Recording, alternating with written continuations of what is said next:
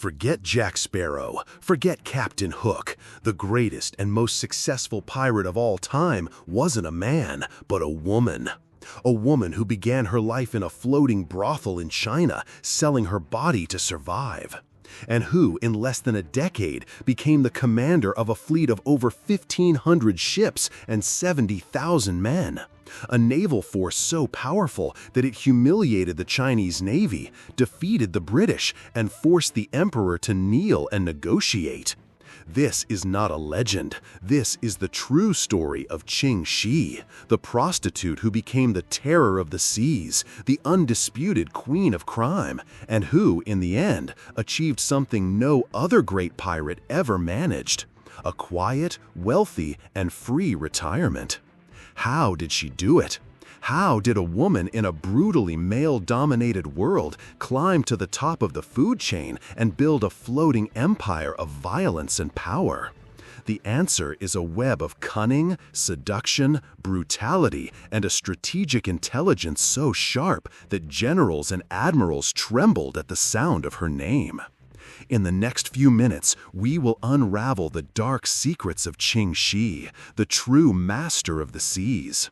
We will dive into her meteoric rise, her iron-fisted rules that kept thousands of pirates in line, and the final trick that ensured she didn't end up on a gallows, but in a silk bed surrounded by her grandchildren. Prepare to meet the woman who proved that, in the game of power, the weaker sex can, in fact, be the most lethal.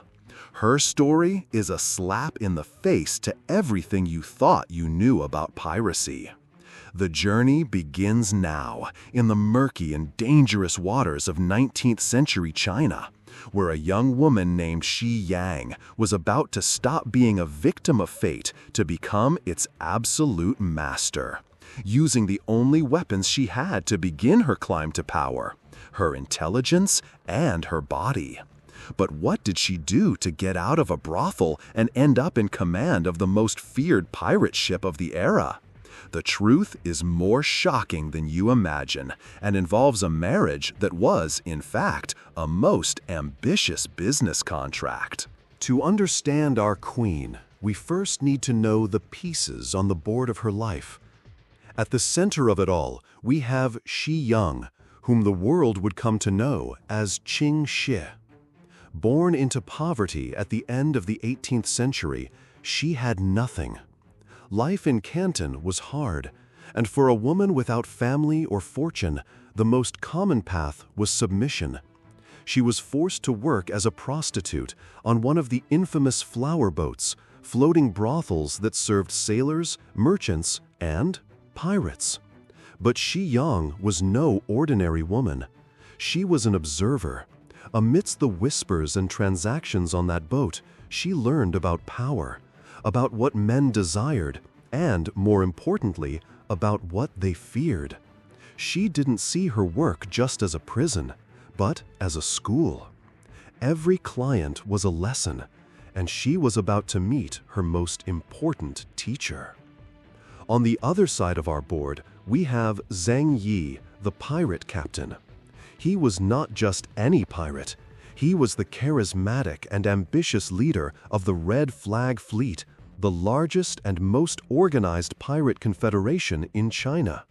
He had the strength, the ships, and the men, but he was missing something: a strategic mind that could unify the rival fleets and transform his band of thieves into a true naval power. Zheng Yi was known for his brutality, but also for his vision. He saw the potential in Shi Yang. During one of his visits to the brothel, he didn't just see a beautiful prostitute. He saw a partner, a mind as calculating as his own. So, he didn't kidnap her, as some legends say. He made a proposal, a marriage that was, in fact, a business deal. Shi Yang, with impressive audacity, didn't simply accept. She imposed her conditions. She would not just be the captain's wife. She demanded power. She demanded half the control over the fleet and half of all profits. Zheng Yi fascinated by her courage and recognizing her intelligence, agreed. And so, the prostitute Shi Yang died, and Ching Shih, which means Zheng's widow, was born. Even before her husband died. Together, they were the perfect pair. He, the muscle and charisma, she, the brains and strategy. They transformed piracy. They created a code of conduct, organized the collection of protection fees from coastal villages, and turned the Red Flag Fleet into a money-making machine, a true parallel government on the seas. But fate, as always, is an unpredictable player. The couple's power was at its peak, but a storm was gathering on the horizon, one that would change the game forever, and put Ching Shih before her greatest challenge, to rule alone. The power of Ching Shih and Zheng Yi was absolute, but the sea is a cruel master. In 1807, at the height of their power, fate struck. Zheng Yi died. Some sources say it was in a typhoon, others whisper of an assassination. For Ching Shih's enemies, this was the end. A woman, a widow, could not command an army of bloodthirsty pirates. They expected the alliance to crumble, for her power to evaporate with her husband's body. They underestimated her terribly. Ching Shih knew the window of opportunity to act was minuscule. Grief was a luxury she could not afford. While the other pirate captains began to conspire, she was already 3 steps ahead. Her first move was one of impressive political genius. She needed a man by her side, not as a husband, but as a shield, a loyal right hand. And she chose the perfect person, Chung Po Tsai. He was a fisherman's son, captured and adopted by Zheng Yi. He became the captain's protege, a fierce warrior, and the commander of his own fleet. And most importantly, he was young, popular among the men, and secretly in love with Ching Shih. Ching Shih used this passion to her advantage. She seduced him and made him her lover and second in command. With Chung Po Tsai securing the loyalty of the troops, she consolidated her power over the Red Flag Fleet. But having power was one thing, keeping it was another. Ching Shih knew she needed order, rules that were more frightening than death itself. And she created her famous pirate code, a brutal and incredibly effective code. Any pirate who gave orders on their own or disobeyed a superior was beheaded on the spot. Stealing from the common treasury or from the villagers who paid protection, the death penalty. Leaving one's post without permission, ears pierced in front of everyone as a first warning. And the most famous rule: violence against female prisoners was strictly forbidden.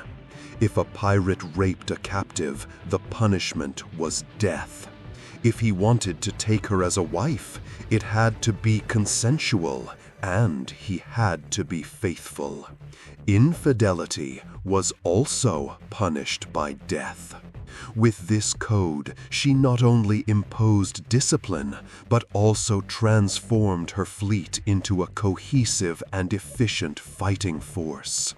Her empire grew. She controlled trade routes, plundered ships with surgical precision, and collected taxes from the entire southern coast of China. The government of Emperor Joqing was furious and humiliated. They sent fleet after fleet to destroy her. And that's when the world saw the true military genius of Ching Shih. She didn't just win, she annihilated the Imperial Navy. She used guerrilla tactics at sea, ambushes, spy ships, and a network of informants on land that kept her always one step ahead. In one famous battle, she surrounded the Imperial Admiral's fleet, who, desperate and seeing imminent defeat, committed suicide on his own ship. The message was clear. Ching Shih was invincible. The Chinese government, in desperation, asked for help from foreign powers. They hired British ships and Portuguese bounty hunters, and they all failed. The pirate queen was on top of the world, the terror of the seas, a woman who, against all odds, had built a floating empire that no one could bring down. But the higher you climb, the harder the fall. And with the Chinese government preparing its largest offensive, Ching Shih knew that total war was unsustainable. She didn't want to die like any other pirate. She wanted to win the game once and for all. And her final plan would be her most audacious move yet. The year is 1810.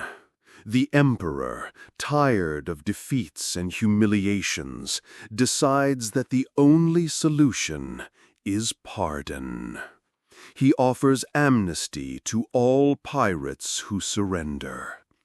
It was an attempt to divide Ching Shih's confederation, to make it bleed from within. Many of her captains, tired of the constant war, looked favorably on the offer. The pressure on Ching Shih was immense. Her enemies expected her to fight to the death, a final display of pirate pride. But Ching Shih was not guided by pride, but by intelligence. She knew the golden age of piracy was coming to an end. The government was modernizing, and an eternal war would lead to her annihilation. She decided she would accept the amnesty, but it would not be a surrender. It would be a negotiation, and she, the pirate queen, would dictate the terms. In an act of courage that shocked everyone, Ching Shih did the unthinkable. She left her fleet behind, took a small, unarmed boat, and, accompanied only by a group of women and children, sailed directly to the capital, to the Governor-General's office. Without an army, without weapons, she walked into the lion's den. The Governor-General, expecting a dirty and barbaric pirate, was shocked to see a 35-year-old woman, calm, articulate, and dressed in silk. She did not come to beg for forgiveness. She came to negotiate the terms of her retirement. The negotiations were tense. The government wanted her to kneel, to admit defeat. Ching Shih refused. She argued, debated, and used all her knowledge of the region's politics and economy. She knew how much her piracy was costing the empire, and used it as a bargaining chip. The stalemate lasted for weeks. Finally, to break the ice and show that it was an agreement between equals, the Governor-General proposed a symbolic act. He himself would officiate the marriage between Ching Shih and her right-hand man, Chang Po Tsai. By doing this, the government would, in effect, be blessing their union and recognizing her status. Ching Shih accepted. It was her final victory. The terms of the surrender were unbelievable. First, she and all his men would receive a full pardon for all their crimes. Second, they could keep the entire vast fortune they had accumulated over years of piracy. The government would not touch a single coin. Third, many of her men, including her now husband, Chang Po-tsai, would be given positions in the Chinese bureaucracy and navy. They would go from being the hunted to the hunters. Ching Shih not only managed to walk away free, she walked away rich, powerful, and with her future and that of her men secured. She walked out of that office not as a pardoned criminal, but as a strategist who had just won her greatest battle without firing a single shot. The greatest pirate in history had retired. And what happened to the Pirate Queen? Ching Shih honored her part of the deal. She surrendered her fleet, her weapons, but never her power. She settled in Canton, the same city where she began her life as a prostitute. But now she was one of the wealthiest and most influential women in China. She opened a casino, which some say was also a luxury brothel, ironically returning to her origins, but this time as the owner of it all. She lived a long and peaceful life. She saw her husband become a respected official, had children, and saw her grandchildren born. She died in 1844, at the age of 69, in her own bed, surrounded by her family. A peaceful death that was an insult to all her enemies. The story of Ching Shih is more than a pirate adventure. It is a brutal lesson in power, strategy, and adaptation. She shows us that strength comes not only from muscles or weapons, but from the ability to read the game, to understand the weaknesses of your opponents, and to know exactly when to fight and, more importantly, when to negotiate. She used the patriarchal system against itself, turning every disadvantage into a weapon. She didn't break the rules. She created her own and forced the world to play by them. To this day, her story is a powerful reminder that the greatest empires can be built by the most unexpected hands, and that intelligence and audacity are, and always will be, the most dangerous weapons of all. She was not just a survivor. She was an architect of her own destiny, a true queen in a world of kings. Ching Shih's journey from a floating brothel to the command of the largest pirate army in history proves that reality is often stranger than fiction. She was a force of nature, a brilliant mind in a world that only wanted to see her subjugated. And she won.